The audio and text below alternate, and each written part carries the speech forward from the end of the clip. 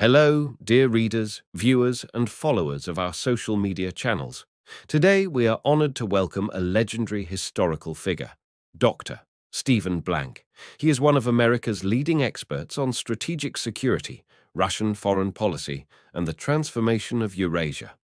Dr. Blank served for over 15 years as a professor of national security at the U.S. Army War College. He has worked with the CIA, the Russian Academy of Sciences, and has been a senior fellow at the Foreign Policy Research Institute.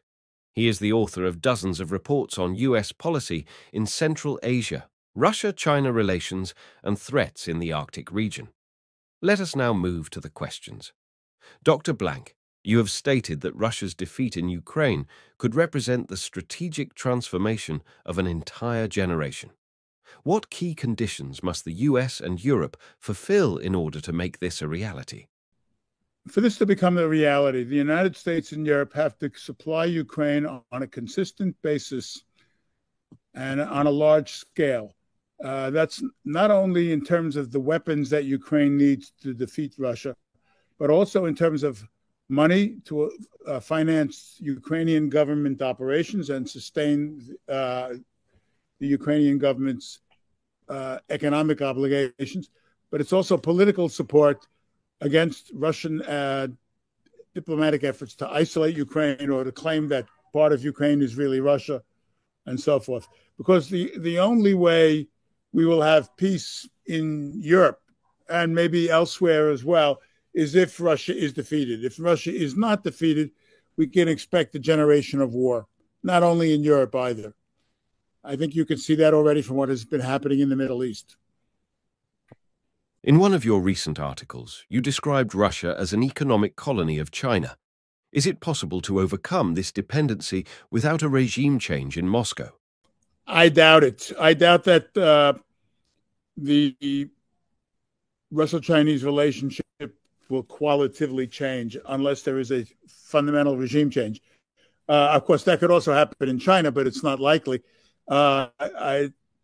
It's likely in Russia only if Russia is defeated in Ukraine. The paradox here is that a Russian defeat in Ukraine discredits the Putin regime and puts it under enormous stress. It's already under considerable economic pressure, and it could not fight this war without Chinese economic support and military support. And that may also be true with regard to what North Korea is giving it. So for a fundamental change in Russian and Chinese orientations to take place, there would need to be a regime change, because what drives the relationship is the shared antipathy of the two governments to the U.S.-led international order. And that will only change if the government of Russia understands that the imperial period of Russian history is now over, and that Russia's future and vocation is really with Europe, not with Asia. Thank you. Next question. What role does Central Asia play in the broader competition between the United States and China, and what tools should Washington employ to maintain its influence in the region? I don't know that it plays a role in the U.S.-China relationship.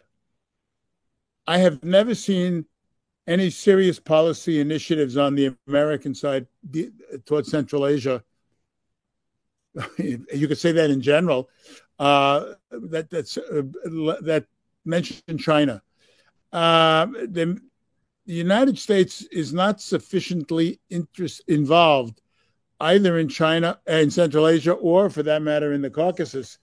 Where it is contesting China is in what we call the Indo-Pacific. That is the area from India through the Indian Ocean to Southeast Asia, all the way up to, the Arctic. Central Asia does not fit into that designation. And if you've been reading my articles, you'll see that I've been writing that the United States has a great opportunity in Central Asia, but it doesn't take advantage of it. And as a result, Russia and China are able to continue to make important moves and gains there. The European Union is now more active, but that's not enough. Thank you, Mr. Blank. Here are the next questions. In your view, What is the most realistic scenario for the future of Russian-Chinese military cooperation in the Far East and the Arctic? Well, hopefully we can avoid a war with China. But the Russo military cooperation with China is growing everywhere. East Asia, Central Asia, Southeast Asia, Middle East, because both of them have rendered extensive support to the Houthis in Yemen. We will see what happens with Iran now, because that's a new chapter to be written. And of course, you've seen Russo-Chinese cooperation in the Arctic. In the Arctic, there's more economic than there is military cooperation. For the Chinese to put military forces into the Arctic, particularly in the European Arctic, is a dangerous move, because that would antagonize Russia. But we've seen Russian and Chinese probes of Alaska in the Arctic. So there's cooperation there. And if one wanted to call the Russo-Chinese relationship an alliance, even though it's not an alliance like NATO, but an alliance, let's say, pre-1914 kind of alliance, you would see it in East Asia and Southeast Asia. And in Central Asia, we see Russia and China cooperating. There is, according to many analysts, what they call a division of labor, where Russia takes care of hard security, and China is the predominant economic power in Central Asia. And one does not see in the United States any high-level policy agenda towards Central Asia in this administration. There wasn't enough of one in the Biden, or for that matter, the first Trump administration. And they do not seem to have taken China into great account when they do look at Central Asia. Some analysts believe that NATO is underestimating the threat on its northern flank. What steps do you think the alliance should take in the Arctic over the next 5 years? I think that's the one place where NATO does not underestimate the Russian threat, and where we see growing NATO preparation. And that's true not only for the Arctic and what is called the High North, that is the North Atlantic Ocean, and what is called the Gaiuk Gap, Greenland, Iceland, United Kingdom, but also Finland and Sweden, because we see a buildup of Russian forces opposite Finland and the Baltic states. And I think that that's the area that NATO believes to be at greatest risk, and is now moving to fortify as much as possible. Thank you. Next questions. С геоэкономической точки зрения, как энергетический переход и санкции изменят структуру российской экономики и ее экспортный потенциал? Well, the most obvious indicator is that Russia energy is now going mainly to Asia, India and China in particular. And we see a fundamental reorientation of Russian trade to Asia and the global South, as it's called, Latin America, Africa, other countries in Asia. But we also see a greater dependence on China. It's very obvious. I would refer people to the testimony of Elena Rybakova before the U.S.-China Commission. It's on the web at uscc.gov. You have to go through their testimony. I think it was February of 25. And she lays out the dependence of the Russian economy on China. And you can see there the reorientation of the Russian economy towards China. And we see also in terms of Russian statistics, the reorientation of Russian energy, of Russian economy to the east and the south. To what extent do India's and Turkey's interests align with or diverge from US goals in Central Asia and the Caucasus? Well, that's a hard question. India and Turkey have their own objectives, which do not necessarily come into conflict with each other. But the United States has not ever really, well, I shouldn't say ever, but in the last 10 to 20 years, has not really outlined what its goals are for either the Caucasus or Central Asia. So it's difficult to say how India or Turkey interests might conflict with those of the U.S. Both of them want to extend the trade in Central Asia and the Caucasus through Turkey or through or from India through the Caucasus and Central Asia to Europe and so on, so that they can expand their economic power. Turkey wants to project military power into the Caucasus. Its alliance with Azerbaijan is a perfect example of that, and it's as well its efforts to influence military policy or sell military hardware in Central Asia. But again, since the United States has not stated clear terms, interests, and objectives for itself, we can't say that its interests clash with those of India and Turkey. Certainly, I don't see any problem with India. Turkey, I think that there would be some resistance to a, quote, pan-Turkic, end quote, kind of policy, which some people in Turkey talk about. But again, the United States has not articulated anything about Turkey, the Caucasus, and Central Asia under the Trump administration. Mm-hmm. So it's impossible to give you a definitive answer about that. Mm-hmm. How do you assess the risks of nuclear escalation in the conflicts across Greater Eurasia? Which deterrents remain effective today? Well, there are a number of conflicts in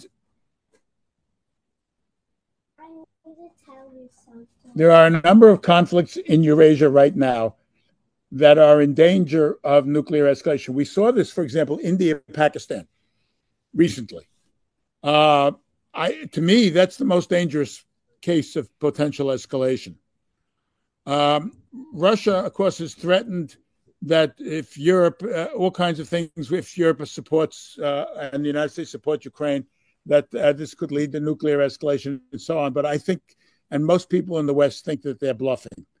I think the only thing that would get Russia to escalate to the nuclear level in Ukraine is if NATO troops actually came in Ukraine and participated in combat operations. But with India and Pakistan, you have a real danger of escalation. And of course, you have one in North and South Korea, because North Korea, especially now that it has an alliance with Russia, is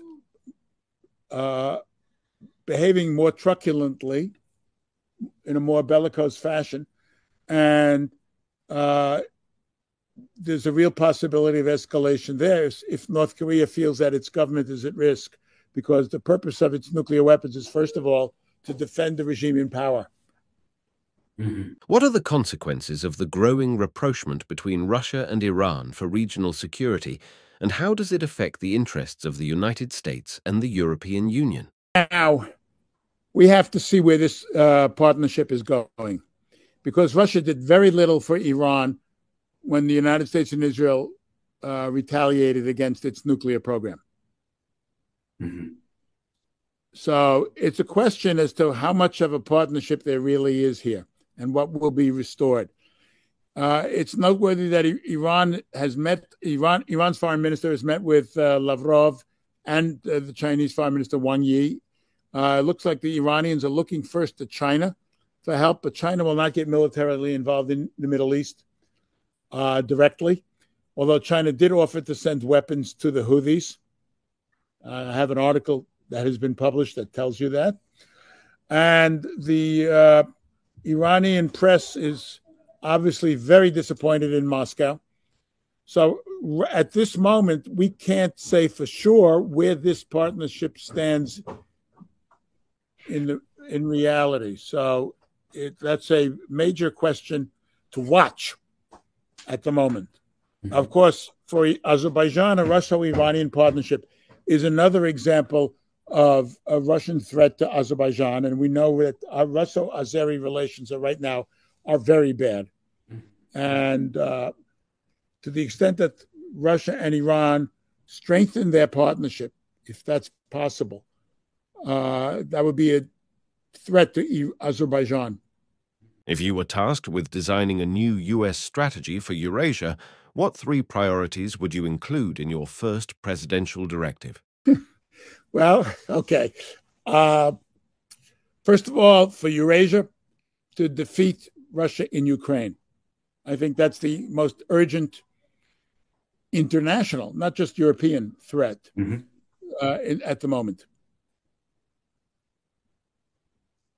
And defeating Russia and Ukraine means a series of steps to support Ukraine, I think to bring it in my view, to bring it into NATO and the European Union and guarantee its borders and sovereignty.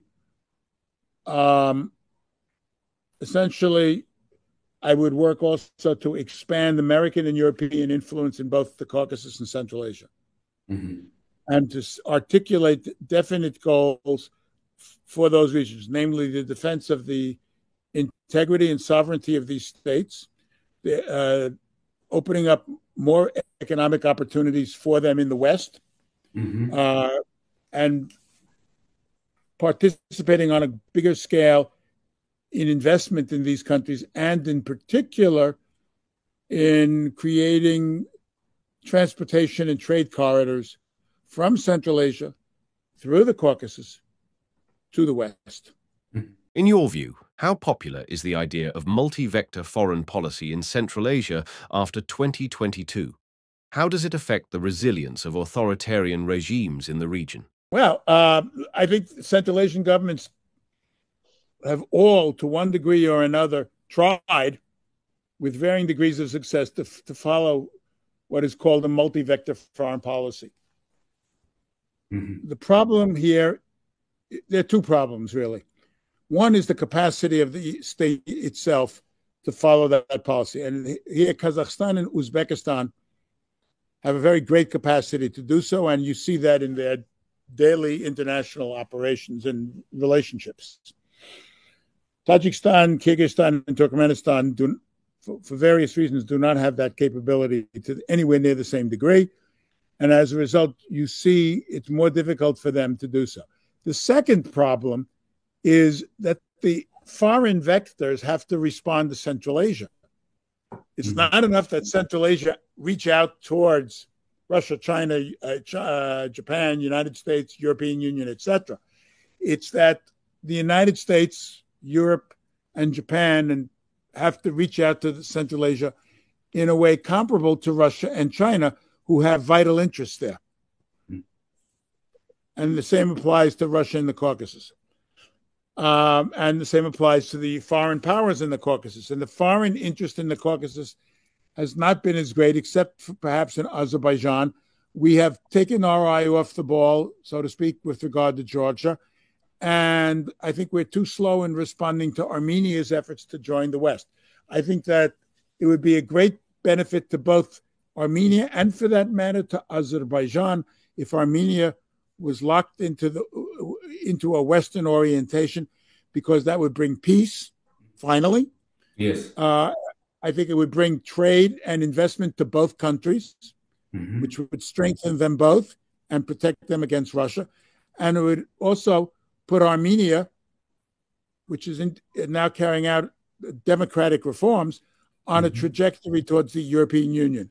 And likewise, the European Union and the United States, I don't know if they have the time anymore to get, let alone the inclination, to get involved in Georgia, which is going badly. But again, multi-vector policy is not possible unless both sides respond. In the context of global digitalization and the race in artificial intelligence, what new challenges and opportunities are emerging for the security of post-Soviet states? Wow. I think these are universal challenges. It's not only the same challenges for post-Soviet states. There is I am no expert on AI, artificial intelligence, but I am aware of the fact that it can be used as a major weapon of information warfare for or against governments. And that's true everywhere. Second, because of that, it is a powerful instrument of cyber warfare, which can derange and destabilize a whole country. And I think the less developed the country is, the more vulnerable it might be to those kinds of disruptions. Third, there are writers who are talking about this, that this could undermine nuclear deterrence by taking out command and control, for example, of a nuclear state. I don't know if that's possible, but if it is, that would certainly be highly destabilizing in and among the nuclear powers. And if God forbid there was a nuclear war somewhere, the whole world would be implicated one way or another. So, I mean, not being an expert on AI, I mean, I can't give you a detailed answer, but I think those are the three areas you would most want to look at. Final question. In your view, is artificial intelligence a threat to humanity or its salvation? Well, it could be. It could be a great benefit. I find it interferes with my work on the computer, but I can imagine that it would be a great benefit to many people in the sciences and in research in general. But as we just said, I mean, this could turn out to be a double-edged sword, if not worse. We see now that the internet and high tech can be used for purposes of political repression, for information warfare, and so on, and for the attacks on people through the net, people being threatened for political purposes or otherwise. The same, I think, could be true for artificial intelligence. It depends on how it's used. Thank you very much, Dr. Blank, for taking the time to join us and share your valuable insights. We regularly host diplomats, members of the academic caucus, and foreign ministers. With that in mind, I would like to ask you, what would you recommend to people in your profession, in the diplomatic and academic fields, in other words, to those engaged in intellectual work? What message or advice would you like to share with these guests and your listeners? Well, I would like to see more interest in the West in the Caucasus and Central Asia to begin with, and I think that would be beneficial to everyone involved. And I think that the exchange of intellectuals and professionals from your country to our country and other countries in the West is of great benefit. I benefited myself from being a year in Moscow as a graduate student many years ago, and I've been to Russia several times. I've never been to Azerbaijan, but it would be beneficial, and I think it's beneficial for as many people as possible who are working in this field to have exposure to their colleagues in the states that they study. Thank you very much, Dr. Blank, for your knowledge, your time, and for accepting my invitation. Thank you so much. Goodbye. All the best.